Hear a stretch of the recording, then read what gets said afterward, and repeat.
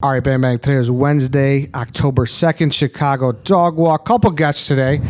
First and foremost, if you've never seen the Netflix show Making a Murderer, this podcast might not be for you, but it still might be because we have someone in today. His name is Chad. He worked in the district attorney's office in Manitowoc. Not at the same time, right, Chad? No, I interned a few years later. So. Yeah, so he was in there, and it just might be a good perspective anyways, what it's like in a DA office. So if you've never been in there, still kind of hop along for this ride, and who knows, maybe you'll get something out of it, maybe you'll enjoy it. I'm also joined by White Sox Dave. Dave, how are you? I'm doing great, Ed. How are you doing? Doing great. So before we get into Making a Murderer, Stephen Avery talk here, we do want to talk about the show being presented by Miller Lite. Miller Lite, we will be with them watching the game on Sunday. Is that right, Dave? Yeah, going to be throwing back some ice cold, great tasting, less filling Miller Lights, eating some wings, the whole 9 yards, Ed. Yeah, we will be at 513 West Taylor Street in Chicago at the Buffalo Wild Wings over there.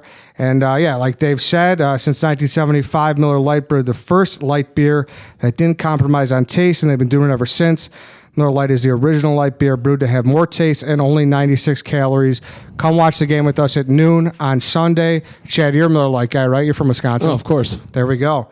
Gotta be. So, Chad, how's it going? Thank you for coming in today. It's going good. The weather's a little different right now. We're not used to this hot weather in October, but... Yeah, right. Yeah, so anyway, so this story is back in the news because someone in prison confessed to the murder of Teresa Halbach, kind of deflecting off Stephen Avery a little bit there.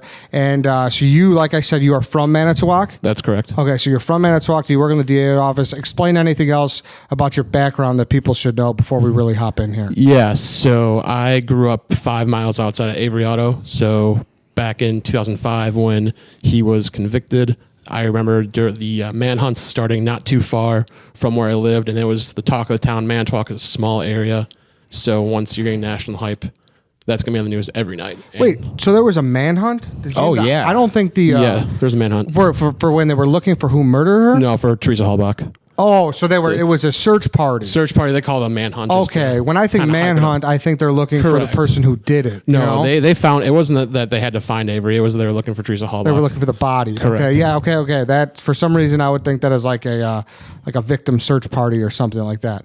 Okay, so it was all over the news. You remember, how old were you at the time? I was 14. 14. Yeah. And like you're old enough at that point to realize like, whoa, this doesn't really happen in a small town Wisconsin, right? Yeah, you're old enough to realize that nothing happens here, and then all of a sudden you're just blown up. The biggest thing, yeah, because you weren't. Week was the Green Bay Packers, so this was a little new. Because you weren't alive yet when the first thing happened with Stephen Avery. No, that was in the '80s. No, I was not alive. But growing up, everyone knew to stay away from the Avery family. Really? It was one of those just avoid them at all costs. So it was that's really what I want to know. Like, did you drive past the salvage yard? Like, you and your boys, like, were you having, maybe driving around, like doing a couple rounds, and you pass by the salvage yard? Like, how did that work? So the only time I ever went by there, I was kind of a goody as a child. I'd go with my dad when he needed a spare tire or something like that. But otherwise, they're like, don't go here. There's no reason to. It's all trouble. Oh, so your dad would get his spare tires fixed there? Yeah. Or he would buy them from them? I mean, it was pretty cheap, so yeah. Really? But what was that like experience like? Like, did you pull in? Did you go through? I sat in the car.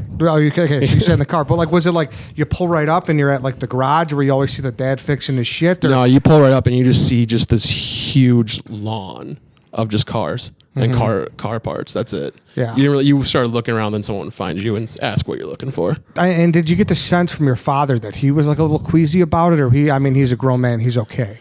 No, just because he grew up here in the city, so he was always really comfortable with people in small town Wisconsin. But he just made sure like, don't go there on your own. Okay. And so whenever I had a car issue after I got my license, he's like, there's no need. I'll find something for you. Now, is this because of like the shit that happened with Stephen Avery in the 1980s, or was this like an ongoing thing? Because I remember I was reading that like he killed cats and shit, but like Brendan Dassey, obviously he was slow, and Bobby Dassey, he seemed like a moron, but he didn't seem like a psychopath that everybody's painting out to be right now. Yeah, so it was more than just the 1980s. Except that you think at that point, before that, Avery was locked up until 2003 is when he got released. It was still the family had this reputation to avoid at all cost. My mom worked at the high school that Dassey went to, and people knew he was always a little bit slower, but he had nephews, or he had cousins at the school, and they're always causing trouble. So it was just one of those things you wanted to avoid. You didn't want to get into that reputation. So it was just a family that was just had a little bit of a checkered past. that it was like your mom warned you about. Correct. And I think it started with Steven, but then it continued over, and then there was more results of this troubling in school. So you kind of accepted the reputation, didn't really want to question it either. Now, did you have a buddy that like hung out with them? Like, did you ever have any mutuals like that? So my brother went to middle school with one of his nieces who ended up changing her name after all this stuff went down. Oh, really? Yeah. Wait, why? What was the? I mean, what was the reason? Yeah. I mean, she at once making a murder dropped. She couldn't accept the last name for all the harassment she was getting. So it was one of those things like she was so embarrassed of her past that she changed her last name. Okay, I just wasn't sure if she like she had type implication or anything. No, nothing like that. It was just okay. you imagine the amount of pressure you're getting from outside. Yeah, I mean Avery. I mean, there's like that's a famous hockey player. Yeah, exactly. You know? So it's not like this is pretty common. But I guess if you live when you're from that small town and you have the last name Avery, it kind of links back a little further together. Absolutely. And I mean, you never had any personal interactions with anyone like that? Not that I can remember. No, Okay. it was like I said, my brother had classes with her, but that's the closest extent I can have. And he was like, she was fine. Yeah, he was like, she was a normal middle schooler, but it was still the idea. I remember my mom saying, "Yeah, just be wary of it." Yeah. So, and then I think my cousin was in class with another cousin or another niece, the one that was in the reports, actually Kayla, and I never really had any interactions with her, but she was the one who got more in trouble in middle school. But trouble in middle school can be, the smallest of things too. Okay, so you interned at the DA office, and you went to law school and everything, I assume. Correct. Yeah. So interning at that law office, did it feel, or at the DA, did it feel like it was kind of like a loose ship, or was it like, did it feel sloppy? It's not that it felt sloppy. It was one of those things. I was there in 2012.